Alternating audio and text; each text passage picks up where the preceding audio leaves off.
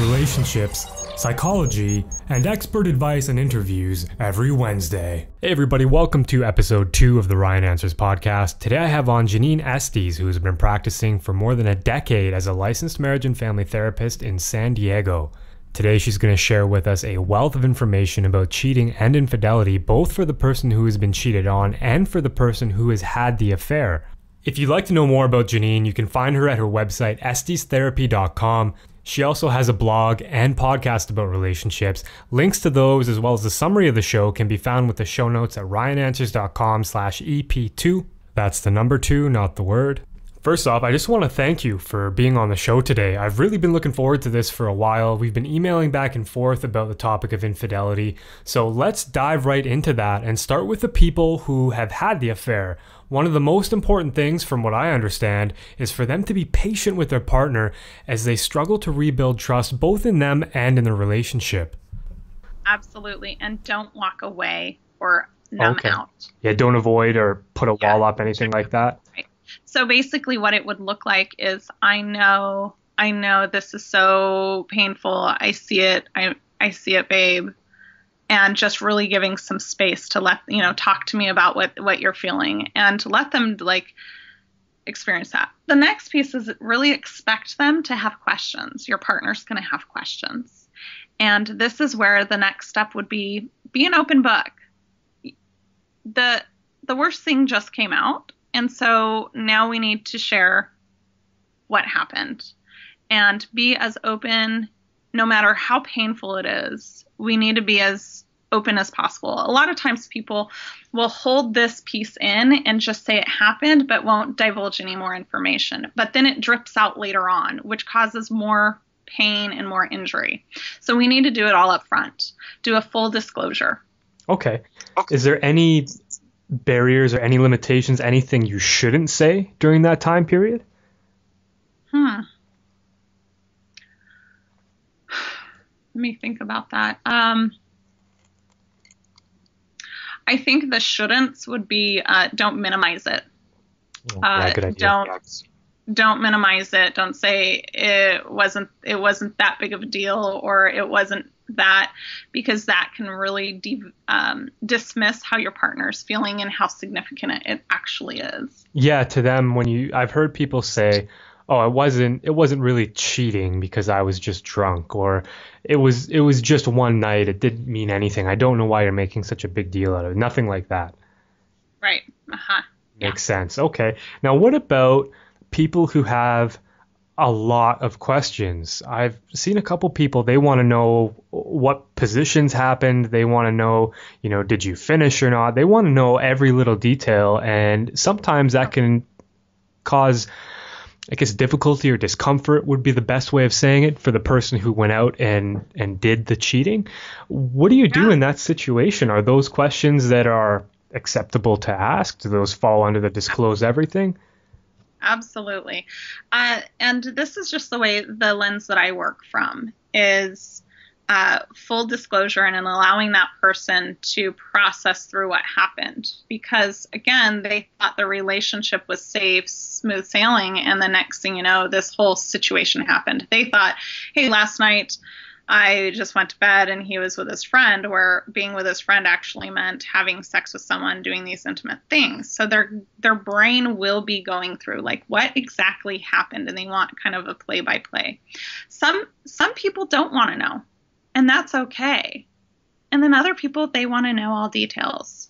And so it's really about if they do have those questions, it's helping their brain kind of process what happened. But that is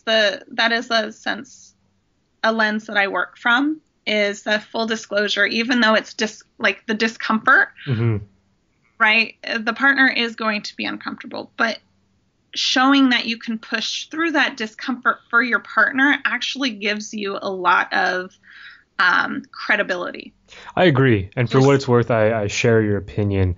I have been through infidelity myself in the past, and I was definitely one of those people who I wanted to know everything. I felt like there was this gap between what I thought happened and what actually happened, and I really needed to understand and fill in all those blanks. On that note, just to recap quickly, actually, before I move on and ask you about longer term affairs. So the gist of it is, best case scenario, the partner comes home, is clearly remorseful, is honest about what happened. The next one is to sit through it, allow the person to vent their emotions, whether that's anger or frustration or sadness. Don't get up and walk away. Don't avoid them or block yourself off. Just sit with them through it and just be there for them. And the third is answer whatever questions they have. If they don't want to know, don't have to tell them, but if they ask you, don't get frustrated or don't feel like they're grilling you. There's a horrible thing that just happened and it's normal for them to want to know more. Is that pretty much the gist of it? So, no, there's a few more steps. The next step would be showing remorse and empathy. And this is long term, is when our partner has triggers, because we can expect them to be triggered or have flashbacks. And every time they have a flashback, and this can go across the board with any type of affair injury, but when they do have a flashback or have more triggers and they get filled with that, like that trauma of it, that they can share it. And the partner needs to be remorseful, really showing remorse, showing empathy, and really showing change, like making protective stances of, because I drank last night, I am not going to be drinking to protect our relationship. That was a problem. I became negligent of our relationship, so I'm actively not going to put myself in this place any further. So I would say step 4 is show remorse and empathy, and step 5 is making protective moves behaviorally. That's an excellent one. So just showing people you're not just saying that you're not going to do it again. You're avoiding those triggers and you're avoiding those risky areas or those risky scenarios that might trigger the person to feel badly or feel insecure or feel hurt. Okay, yeah. Excellent. That's an awesome summary. And what about, because you said longer term affairs where it's ongoing, maybe it's a little bit more emotional, maybe even to the point where a person starts leading a double life where they're with another woman or another man in their family, and then they come home to their wife or husband. When that happens, let's again assume that the person says, enough, I have to come out with this, I have to tell them what's going on. What's different about that versus the one night stand type of affair? So, good question. Long term, when they're living 2 different lives, and not disclosing, they're having to make up, they have to cover things, right? There's more of that partner having to relive. They're going to scan back life looking at, oh, when we were out to dinner and you had to leave, you didn't have to leave to go to work. You had to leave to go to your other place. So everything that they say, they have no reference point of safety anymore. Words that were said, stories that were shared, nothing feels safe. Along with that, the double injury is if they did have a gut feeling that something was off, and this is really common. Partners get this gut feeling, something's off, I can't put my finger on it. And so when they ask, hey, is there something going on? Are you having an affair? If the partner has said no, and they reassured that alarm, and they comforted them, they said, no, not at all, nothing was happening. And later on, they find out that that reassurance was false. That's actually a double injury. That's even harder to recover from. So the cut's even absolutely deeper. That makes a lot of sense, especially because that now makes them question their own gut instinct to some extent, because they're saying, well, my gut's saying something's off here, but I'm being told otherwise, so maybe I'm just being paranoid. Right. Yeah. And so when they put their heart in their partner's hands and say, oh, my gut was off, that was weird, that was just me, I'm being insecure, and then find out that their gut was right, now everything is up in the air. There's no reference points of safety. So that cut there's multiple injuries there. So we've got, not only are there these stories that weren't true, but also the reassurance that wasn't true. So the cut is just when you really say deep. reference points of safety, I'm pretty sure I have an idea of what you're saying there, but can you just expand on that a little bit? Absolutely. So reassurance, the safety that we have, we typically join lives with our partner because we know that they have our back. They're safe. They're supposed to be there for us. We take risks and then we let them see vulnerable sides of us, and they're there for us. We can reference like, oh, if I'm sad, my partner will always be there. They will show up for me. They'll take care of my heart. Right? That's a reference point. They've had this experience of safety that their partner will be there to take care of them and protect them. And we all have those that we need that reference point. But if we now have this ongoing injury, there isn't this, it takes all of the safety they thought was there, and now it's deleted. It's like it's all gets wiped away because of those multiple layers of injuries. They don't have that as a reference point because, hey, when my alarm was going off, you told me it was safe, and now it's not safe. When you told me you were going to work, you actually weren't going to work. So there's no reference point of saying, oh, that was a safe move. You going to work. And now they're starting to question everything. So all those experiences they've had that support the idea that they're secure, that they don't need to worry, essentially those have been wiped away or at least undermined, and it will take some effort to restore them. Okay, so what's different then? So we have I think it was 5 or 6 steps you mentioned for the one night stand. What about when people have this long-term affair, they come home, they have the conversation, and this person has that feeling? And if you've ever been through infidelity, you know what it feels like to lose your reference points of safety. You feel like the rug has been pulled out from under you. So what happens there? How do you, I can understand the 5 steps for the one night stand, but not only would I imagine that the longer term affairs have a longer term recovery, I would also assume that it's a much more complex recovery method. Like the things you have to do are a lot more varied and a lot deeper. Completely. This is where a lot of my counseling comes into play with couples, because they now have this, here's the partner, the person who did the affair, they have to now learn how to, this is a great opportunity for them to be there for their partner in a different way. Again, it's going to be with the staying with their partner with the emotions. Their partner's going to absolutely doubt the relationship. And to just stay with them during the doubt is going to be really tough. But they have to really fight through that and be with their partner to see all of the anger, the sadness. Again, you want to stay with the emotion and, again, do full disclosure. But we're going to have a lot deeper levels because your partner has a higher amount of, it's a trauma. This is a very large trauma. We can expect the partner to look very chaotic, mood swings, going from anger to sadness to wanting them close to seeing them as unsafe. And so the partner, they've got to really hold strong and know, like, hey, no matter how uncomfortable this is, I have to push through. I have to fight that feeling of disengaging or withdrawing and stay with them.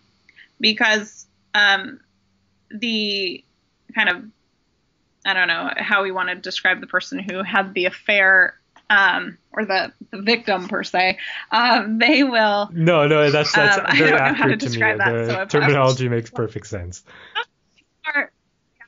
To the followers, but they will at moments want their partner close for comfort, and then within a second they're gonna really see their partner as completely unsafe and push them far away. And it's gonna look a bit chaotic because the trauma is so, it's a lot larger trauma. So going back to the healing process is asking your partner, what will help you even consider to trust me? What do you need to see from me to even consider it? We're not going to ask them to trust them. Like, that's too big of a leap. We need to go to, like, how can you even consider trusting me? What all do you need to see from me?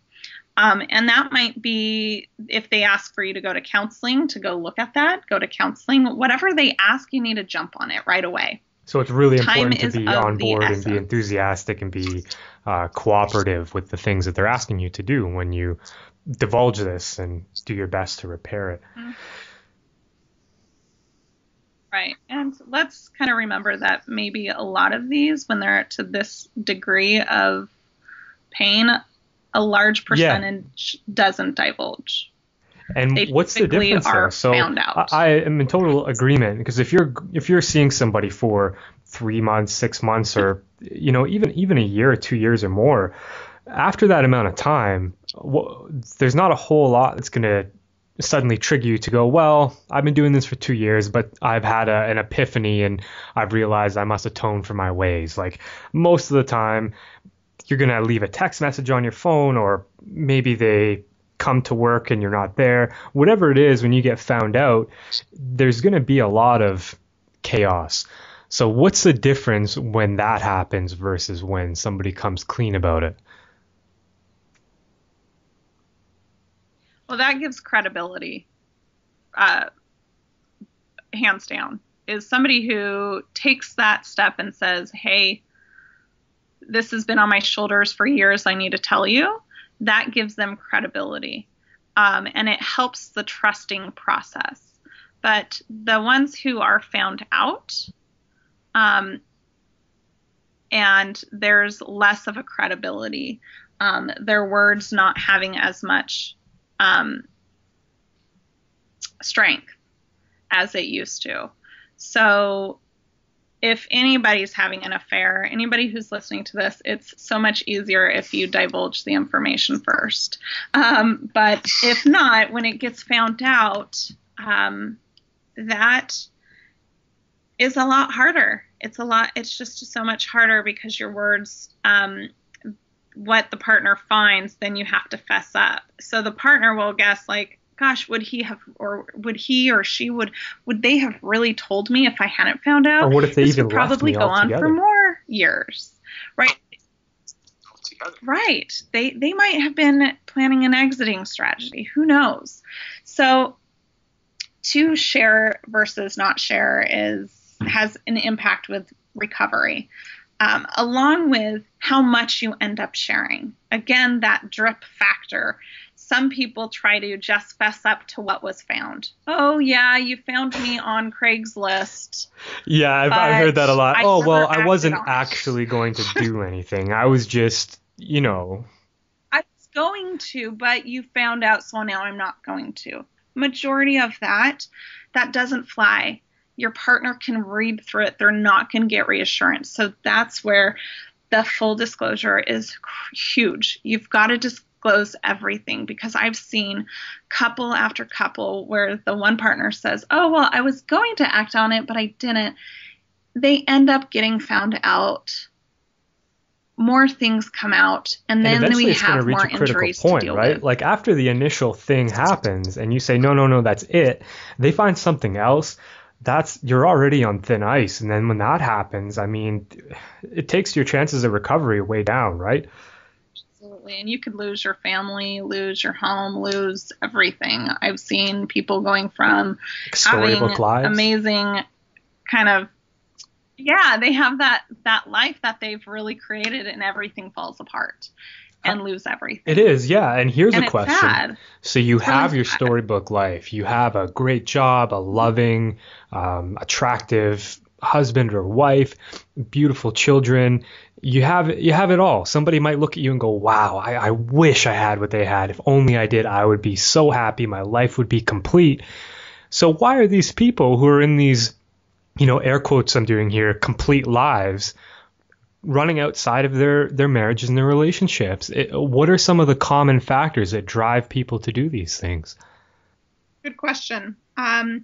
There's, it can be case by case, but what I've seen is some people have been having these needs in the relationship for years, but they tend to sweep it under the rug, avoid it, self-soothe, turn to other things to get comfort. And it builds up long term. These needs get not met because they're not really fully divulging. And that ends up happening. It can also be where they've asked for years for their needs to get met. They've been very clear on it, and their partner is not able to show up. And then they make bad choices. So let me just clarify that what I'm describing is never the partner's fault for the affair if they weren't showing up. It's the partner who was not being honest on where they were at. Very important. Yeah. And turned away. That's their responsibility. So I want to make sure that's very clear to everyone listening here. But they, another times is people don't know how to be fully all in a relationship because they've learned growing up, maybe traumas, abuse, things like that. They've learned to not be all in a relationship. So they've always had a foot out the door. That's what they did growing up for safety, is not to, let themselves be as all in because it wasn't safe. But then they continue that out in their relationship. So it's not a safety move. It's kind of something they developed. And so they haven't been all in. And that's their work they have to do, is how do I become all in? Well, like you said earlier, you don't have an unlimited supply of love and affection and emotion. You can't love 15 people as intimately as you could love one person when you're all in. And I know there are some people who would debate that, but that's my personal opinion. And it seems like we're somewhat on the same page there.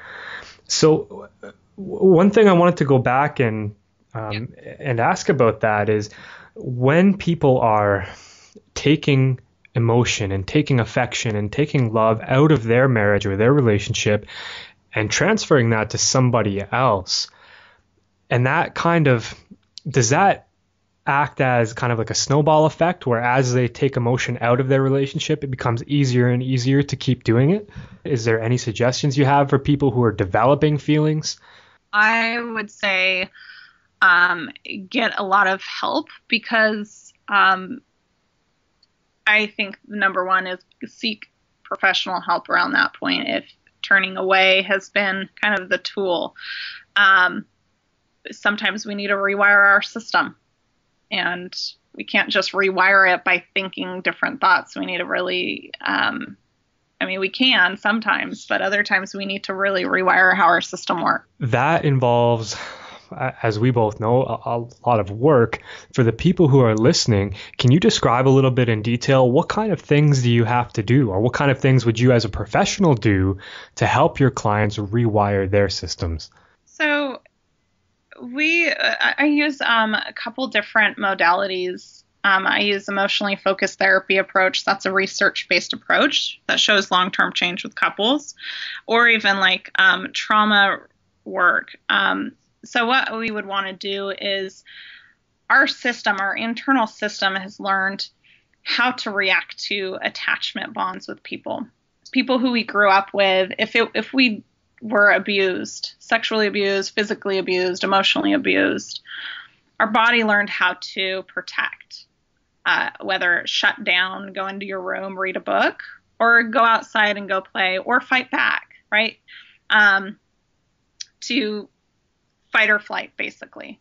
And that system got developed. And what we have to do is start changing how that system is. So every time your body says, I want to run, I want to go away, we actually have to fight through that moment and give the body a whole new experience that says it's actually safe if you stay.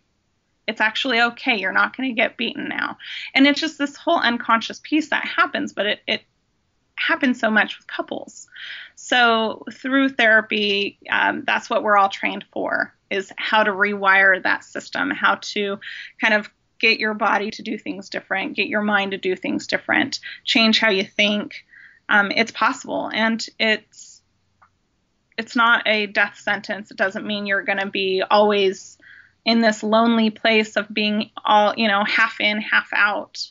Those are things that as an adult you are in control of, and with the right help, you can change those. If you're going through some stuff in your relationship, maybe repetitive arguing, maybe you're stuck in a rut where the passion is fizzled, maybe like Jennine is describing, you have the same response to conflict in your relationship, where every time there's an argument, you want to wall up or shut down.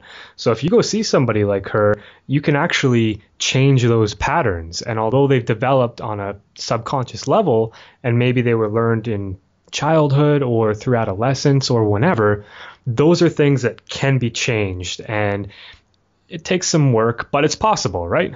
Absolutely. As well, just as the dynamic, the negative cycles that we get into as a couple, there are cycles we establish and patterns, and those patterns can be broken as well.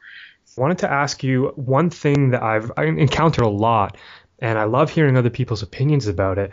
What happens when the partner who has cheated gets frustrated with the partner who was cheated on's inability to, get over it? They're like, when are you going to get over this? This was a year ago. This was 5 years ago, or whenever it was. Move on, How right. long are you going to keep punishing me? And they start lashing out at their partner. Don't do it. So that is absolutely what we see. They're going to be frustrated because it feels like their partner's choosing to stay in it.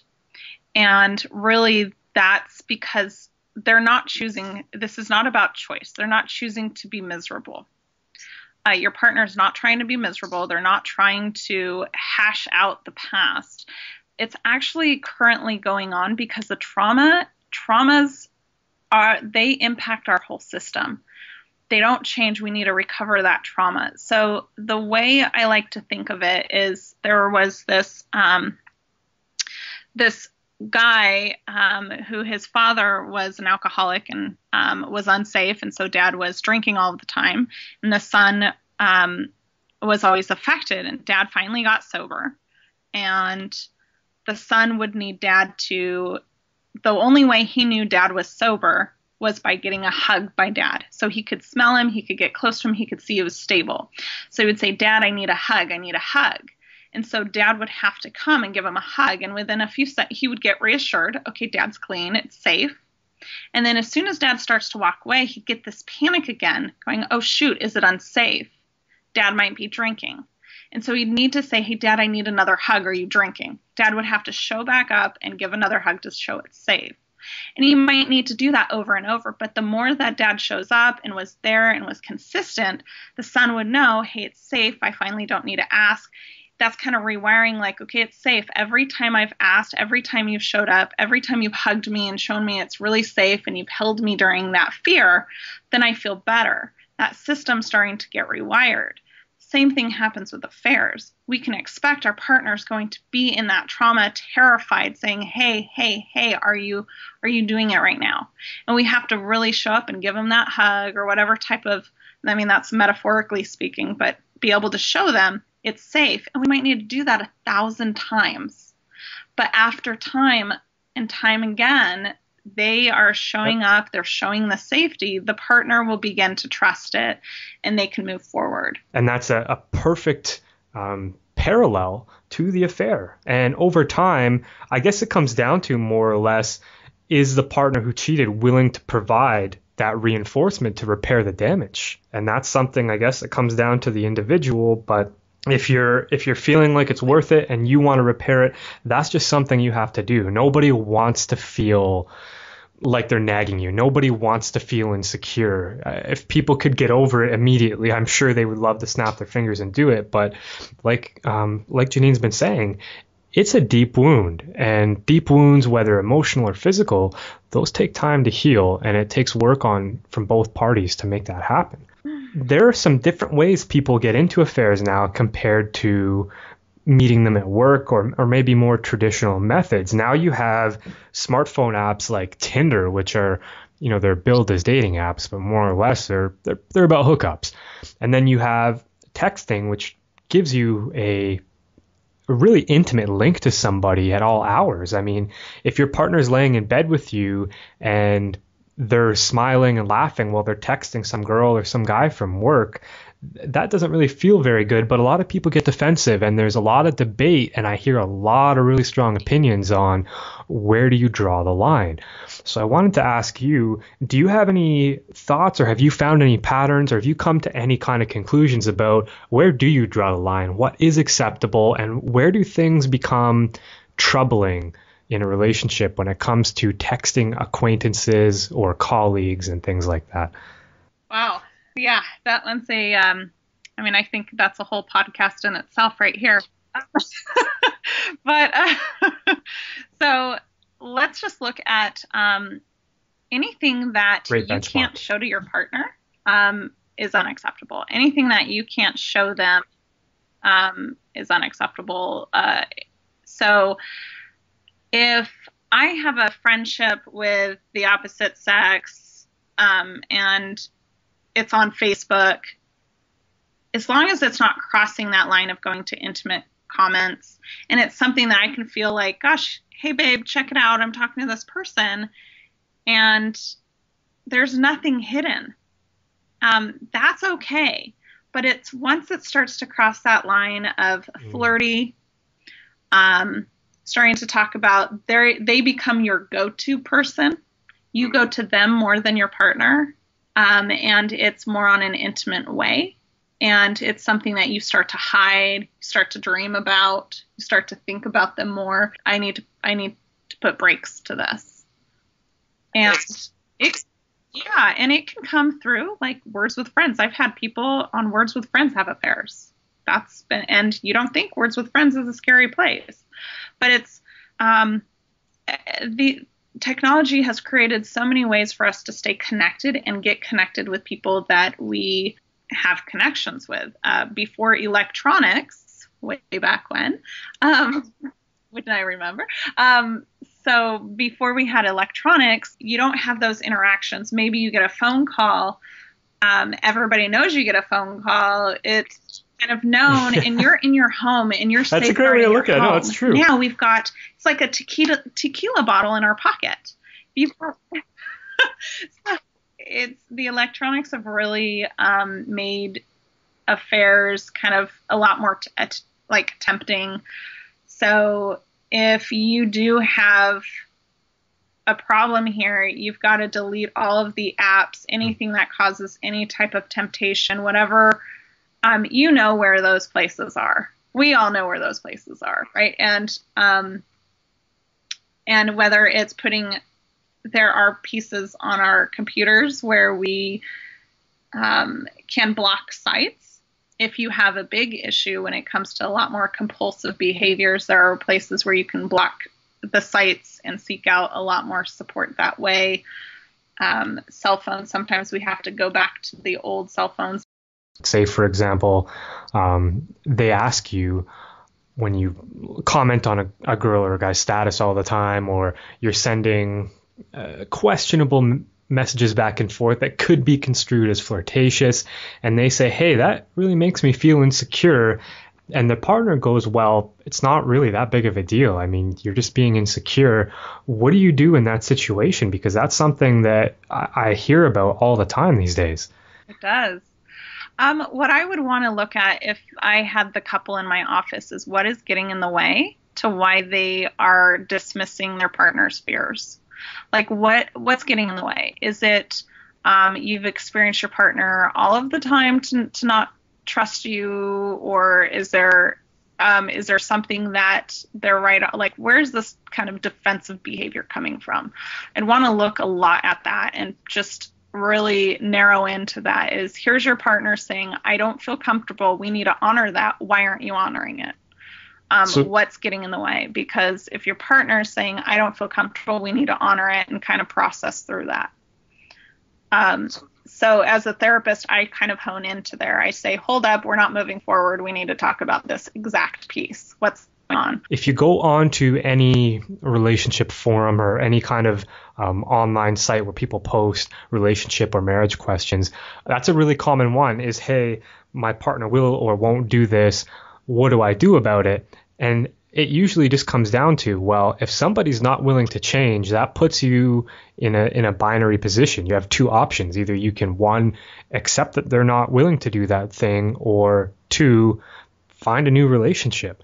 And that really puts people in a tough spot. So let's say, for example, that happens. Your partner goes, I'm not hearing what you're saying. I'm not down to discontinue this behavior. You'll just have to deal with it. And this kind of thing goes on for years, like you mentioned earlier in the podcast, where somebody's trying to say their needs. They're saying, hey, this is what I need from you. And the person's just not doing it. Now, there's a lot of, when it comes to infidelity, this is definitely the area where I hear the most debate. What are you supposed to do? Do you separate your family? Do you get a divorce and then go look for a different relationship? Or is that a situation where cheating is more of a gray area? I think it's so hard because it's such a case by case scenario. And if one person is, like cheating does kind of have a gray area of like, what do you consider cheating? As giving someone a thumbs up all of the time, is that a problem? Do you quit your relationship because of that? No, right? Like, okay, they're doing a thumbs up. We're going to do thumbs up and say, oh, I like that photo. But if it's this ongoing repeat that's constant, I mean, we do have some people who are fearful and really fearful of not mattering, and they overanalyze everything, right? We will also see that. So you don't want to just say, call it quits. Is the person standing up for themselves saying, I'm not doing anything wrong, and they're really not doing anything wrong. So we want to honor that. But also, is there a gray area of, hey, this like emotional affairs, that's kind of a gray area. Because that's a difficult conversation to have. How do you go about clearly and explicitly stating, this is what I expect, this is what I'm okay with, this is what I'm cool with, and this is what I'm not okay with? How do you bring that up? I think just how you said it. Just express your feelings. Who would have thought, eh? Bring it up. I think it's better not to do it in an attacking way. So do not do it attacking. You've got to be really tender to your partner and say, look, this is something I need to let you know. I need to be honest with you. So everything's clear. There's no mixed messages. I really want to protect us. Yeah, exactly. Instead of going, when you go out and drink, I feel insecure or I feel neglected or disrespected, and framing it in terms of what your experience is rather than criticizing them and putting what they're doing down. So don't start up. Yeah, we don't want to have a harsh startup. You don't want to put your partner on attack mode, right? You don't want to attack them, because as soon as you attack, what are they going to do? They're going to put up their armor and they're going to defend. So we've got to have a soft startup, really tender, letting them know, hey, I need to talk to you about something that matters to me. It's really tough for me to talk about it. Something very tender. Then what we have to do is share with them, this is how it's affecting me. When you go out to the bars, I start to feel like I don't matter. Let them know what message you're getting. A lot of times if they're feeling cornered, they're probably feeling cornered by how their partner's coming at them. So we need to look at how they're coming out, not to do the attack. But at the same time, even if a partner comes so tender and they do defend and withdraw, that person has really got to fight that feeling to defend themselves and withdraw. They've got to fight every ounce in their body not to do it. Because as soon as they withdraw, their partner's going to flare up. Okay. So you've got to fight that feeling of becoming defensive and get to just say, okay, babe, tell me about what it does to you. What about this is scary for you? And just ask questions. Instead of going fix-it mode, don't go to fix-it mode right away. Hear them out first. I had this great thing. I was like, oh man, this is gonna be a home run question. She's gonna smash this one out of the park. We were at cheating and talking. Okay, I remember now. So a really common defense mechanism that I hear from people is, I don't change for anybody. If you loved me, you would accept me for who I am. And it's this to me, it seems like a very melodramatic teenage sort of attitude that somehow ends up carrying forward into a lot of people's adult lives. So how do you separate the situations where, yeah, you can change, it's reasonable to expect some change here, or no, that person's trying to force me into being someone I'm not? How do you escape that kind of mess and that entanglement of a discussion? Well, depends on where that conversation is coming from. If we're in affairs, we're going to tackle it one way. If it's just in regular, we're in conflict, she wants me to change, I'm not going to do it, or he wants me to change, and this is ridiculous. I would want to unpack what type of message are they hearing that they have to change? Where are they hearing? Are they hearing that they need to change their character? Because that's one thing. We can't change our character, but we can change our behaviors. We can change what helps our partner feel safe and not safe. We can change those. So I like to kind of separate those as. So you're saying one angle is it's something you're doing, and the other angle is this is somebody or an aspect of you and who you are. Right. Character, values, items like that. Yeah. Their personality. You can't tell like somebody who's an introvert to all of a sudden become an extrovert, or to just change. It's just part of them. They're gonna, they can make moves, they can make attempts, but they're never going to be this fully social person. Why does that happen? Let me restart that. When you're looking to get into a relationship, how do you go about screening people so that you can avoid this whole, you start with somebody and you're trying to shape them into this person that you want versus finding somebody that you can accept as they are, maybe with a little bit of work, overcome certain behaviors that are interfering with the relationship? How do you do that? Well, I think when you're going into a relationship, you want to look at the values, morals, kind of that groundwork of safety. Like, does this person really connect with me? Do they feel safe enough? Do they have good values that match mine? Do they have same morals as mine? And then we start to look at, if somebody comes off a bit critical, they can work on that. That's doable. That's changeable. You can change that. Right. So you really want to look at, and especially if you're going into a relationship, to hope and have this image of this ideal person and try to get your partner to live up to that, you're setting them up to fail. They can't do that. So I think changing those expectations. So how do you set expectations? And I know that's a big question, but just in as condensed an answer as you can give, how do people go about setting healthy expectations and realistic expectations without feeling like they're settling? Instead of having expectations of, they've got to have this type of job and they've got to be this kind of way, really going with the gut, going like, does my alarm go off or do I feel safe with them? I would say that's the number one piece to trust. Well, we need a solid foundation to build a strong structure. So the foundation is the most critical part of it all. Is, do we connect?